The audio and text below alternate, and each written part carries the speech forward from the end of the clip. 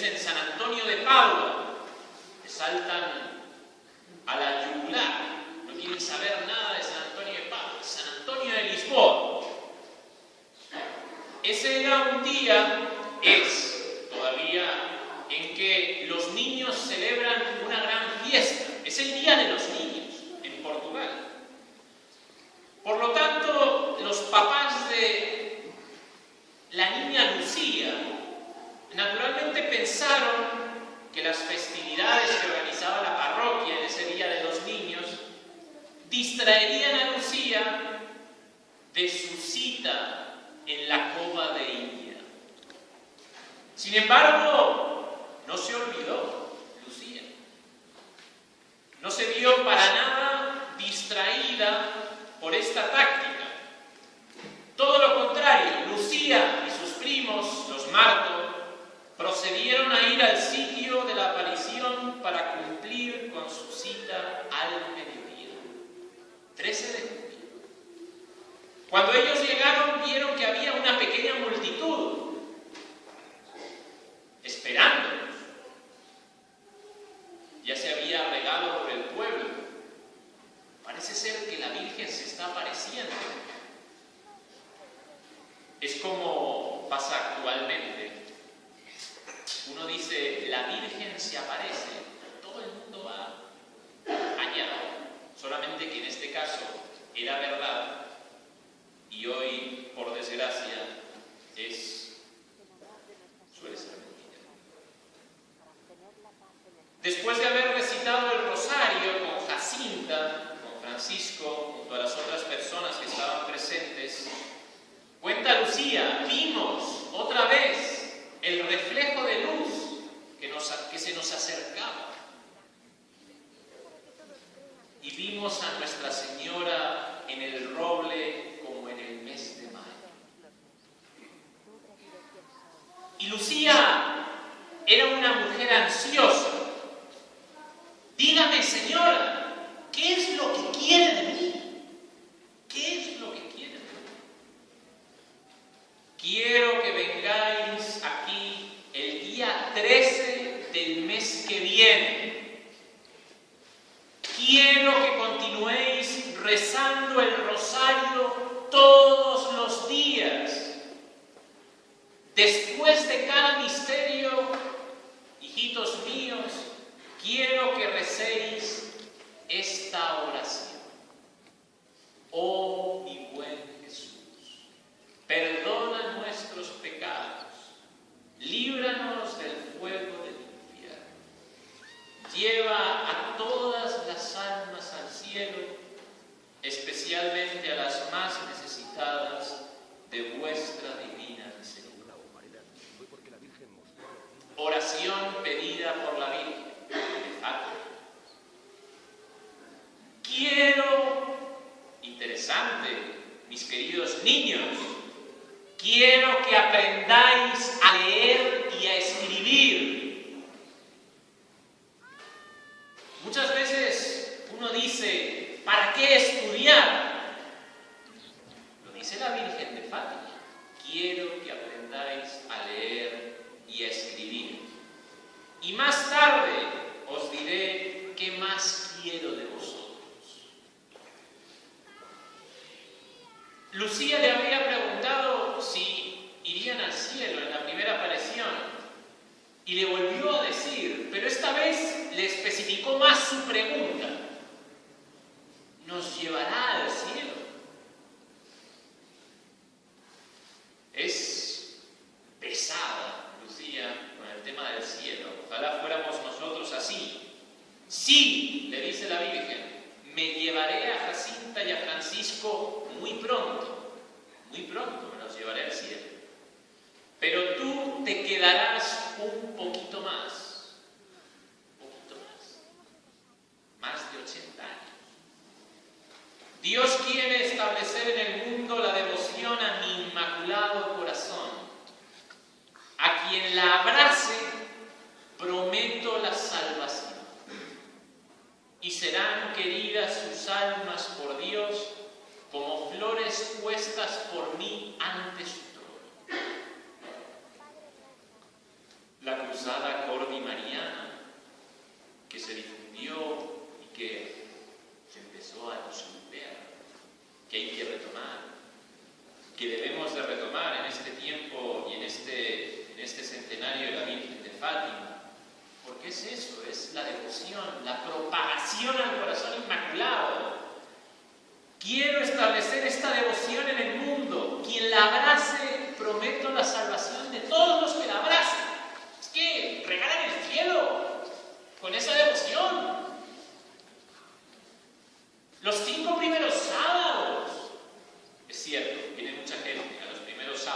cierto, pero tendría que venir más.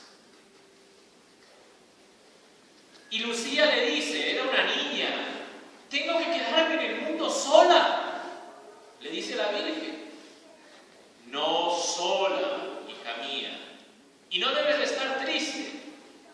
Yo estaré siempre contigo y mi inmaculado corazón será tu refugio y el camino que te conducirá a Dios. Es la aparición, podríamos decir, esta de la fuerza de las promesas del corazón inmaculado de María, de la devoción al corazón inmaculado de María. Nuestra Señora quiere ser ella como la maestra de novicios, la que conduce a los católicos aturdidos en este mundo, desorientados, porque realmente estamos en un mundo bastante aturdido y desorientado por la falta de Dios. Nos falta Dios. Uno podría decir, ¿qué le falta a este mundo? Le falta a Dios. No le falta nada. Le falta a Dios.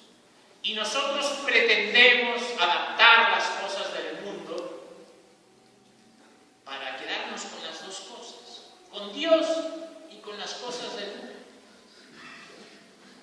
Nos falta Dios. A este mundo le falta Dios. Por eso está así, por eso está vuelto nada.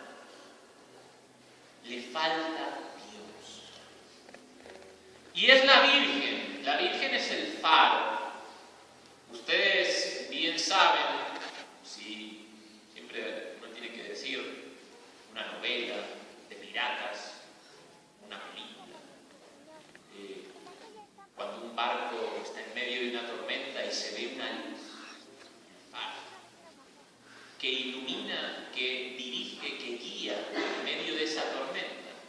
Pues en esta crisis que vive nuestra sociedad, que vive nuestra iglesia, que la iglesia vive una tremenda crisis, pues la Virgen, la devoción al corazón inmaculado es el faro. De hecho, mis amadísimos hermanos, uno tiene que decirlo claramente.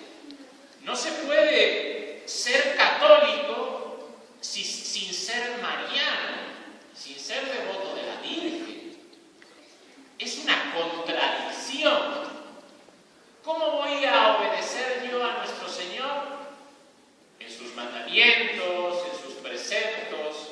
¿Cómo voy a cumplir la voluntad de Dios si lo primero que hizo en la cruz fue dejarnos a nuestra madre para que la guardemos, para que la amemos?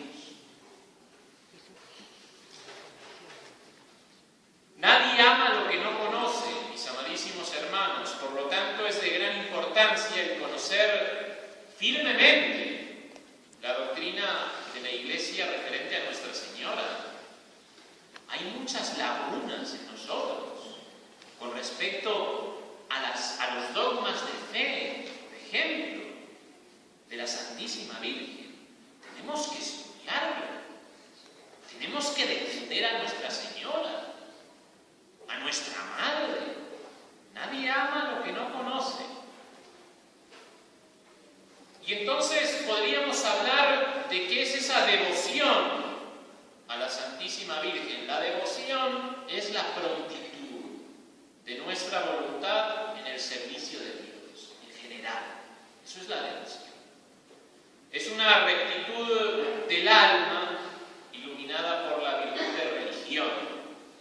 Sí. Pero muchas veces nosotros transformamos la devoción en algo que no es, o al menos que no debe ser así. La devoción no debe ser algo puramente sensible, carismático, podríamos decir, hoy, como propone la devoción moderna. No, eso no es la devoción. La devoción no es levantar las manos, todo lo contrario.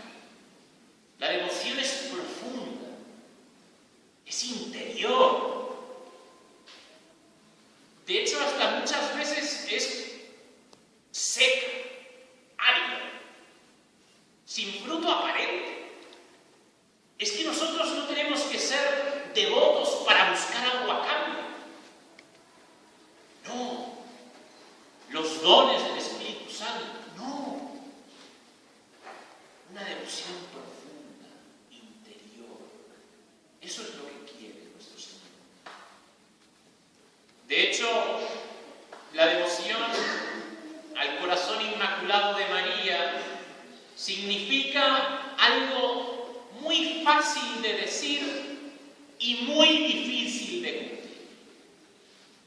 La devoción al corazón inmaculado de María significa querer y rechazar lo que Nuestra Señora quiere y rechaza. Fácil de decir. Uno no tarda sino 2 segundos en decir, pero qué difícil de cumplir. Qué difícil. Nosotros tenemos que conformar nuestros deseos, nuestras decisiones, nuestros pensamientos, nuestras obras con los de la Biblia. Eso es la verdadera devoción al corazón inmaculado. No hay otra forma. Ustedes podrán rezar su rosario, que lo pide la Virgen en esta aparición. Ustedes podrán rezar cientos de devociones a Nuestra Señora. Pero si no cumplen esto, no serán buenos devotos del corazón inmaculado. Querer lo que la Virgen quiere, rechazar lo que ella rechaza. Es decir, tenemos que mirarnos en el espejo y ver reflejada la imagen de la Virgen. Eso es lo que es un verdadero devoto. Fácil de decir, difícil de cumplir.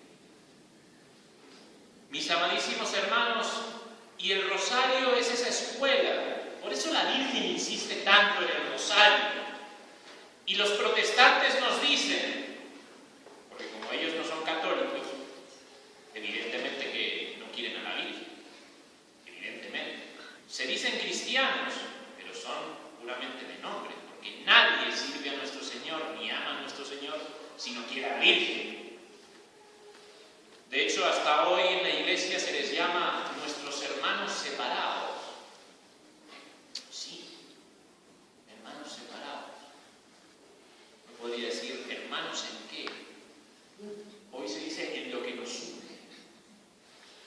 Pero en realidad, como decía San Atanasio, el que niega una sola verdad de fe, ya todo lo demás no sirve de nada, porque uno deja de ser católico. Entonces, los protestantes dicen, pero ustedes le dan ahí a la camándula, repitiendo.